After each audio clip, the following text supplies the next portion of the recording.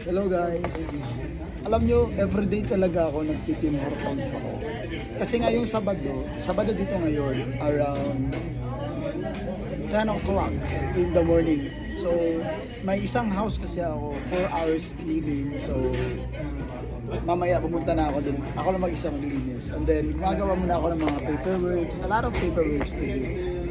Pero walang bayad to kasi hindi ako naka-ETA, meaning to say estimated time arrival. So wala akong driving, so walang bayad yung mga paglilista-lista ko dito. Kasi usually I am being paid pag nasa office ako or nagtatrabaho ako doon, and then pag nagtatrabaho ako sa site, yun lang yung may bayad. Pero yung mga other na mga kunti lang naman yung mga hindi na kailangan bayaran nila.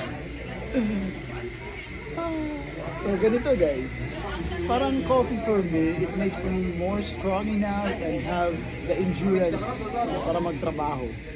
So yun, magtatrabaho ako today. Bukas wala akong trabaho sa company namin, pero whole day magdadrive ako para sa DoorDash. Di ba? Masipag. Ganito dito sa bansang Canada, kailangan masipag ka para mag-i-exist ka sa lugar na ito. Yan yung sikreto dito. Trabaho, dapat masipag ka sa pagtatrabaho mo para magawa mo yung mga gusto mo. Until next time.